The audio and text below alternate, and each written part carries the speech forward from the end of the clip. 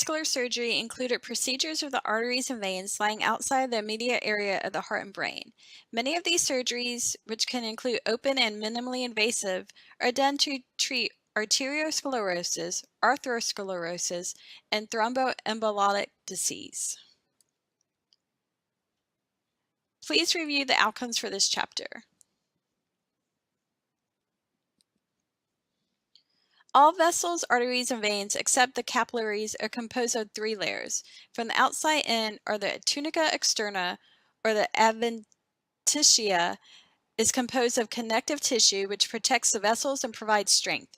The tunica media is composed of the inner layers of smooth muscle bounded by connective tissue, and the tunica intima, which secretes substances that cause vasodilation or constriction, as well as substances that prevent platelet aggregation in the vessel.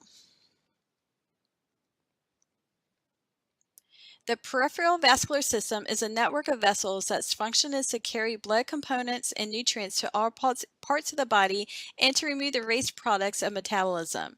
The circulatory system is divided into 2 pathways, the systemic system and the pulmonary system. We'll discuss the pulmonary system in the cardiac chapter. The systemic system carries oxygenated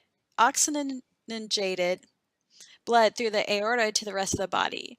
The blood returning from the body passes from the capillaries to the venous system and returns to the heart through the inferior or superior vena cava. Arteries are thick-walled, highly elastic, and contain mostly smooth muscles. Arteries branch into arterioles, which transitions into capillaries, where the oxygen is released into the tissues. Capillaries are composed of endothelial cells and have no muscle fibers. Veins are thin walls which allows them to expand. They have one-way valves preventing blood from backing up.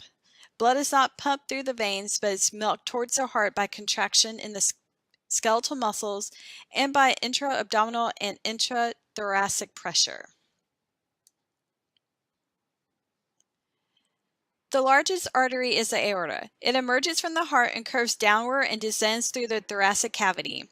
It enters the abdomen through the diaphragm behind the retroperitoneum space and it ends at the pelvic bifurcation, which forms the iliac arteries.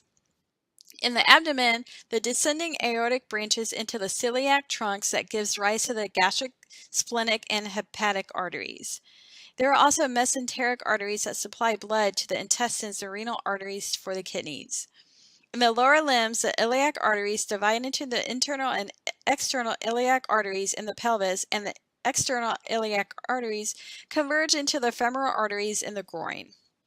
Then they continue into the popliteal arteries in the knee area. The popliteal arteries branch into the anterior tibial, peroneal, and posterior tibia, then into the anterior tibial arteries and divide into the dorsal pedalis in the foot. There are many diseases and conditions that lead a patient into the OR for treatment. Arteriosclerosis is a group of vascular diseases characterized by hardening and stiffening of the arteries. Atherosclerosis is a common form of arteriosclerosis in which the arteries are infiltrated with calcium and fatty deposits. PVD stands for peripheral vascular disease. It is an arterial obstruction with pain and ischemia. An embolus is a moving particle in the bloodstream and can be a blood clot, fat, or plaque. An aneurysm is a thinning and ballooning of our arterial wall. Varicose veins are grossly descended veins related to non-functioning or incompetent valves, and a DVT or deep vein thrombosis refers to a thrombus in the deep peripheral vein of the leg. Portal hypertension is a condition of the portal vein when the blood backs into the esophageal veins, and vascular trauma can also bring a patient to the OR. In these cases, blood loss can be fatal.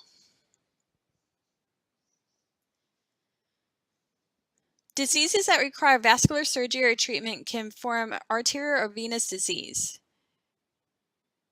Aneurysmal disease, a true aneurysm, is a dilation of all three layers of the arterial wall. These are most often found in the abdominal aorta. The dissecting aneurysm results from a tear in the arterial wall, allowing blood to dissect between the layers. And a false aneurysm is usually caused by trauma, and the wall of the vessel is disrupted and blood escapes into the surrounding tissues and forms a clot. Acute arterial insufficiency may result from the thrombus. Chronic arterial insufficiency is usually caused by atherosclerosis. Acute venous disease is caused by a DVT that can lead to a PE or pulmonary emboli and can be fatal. Chronic venous insufficiency is not usually life-threatening.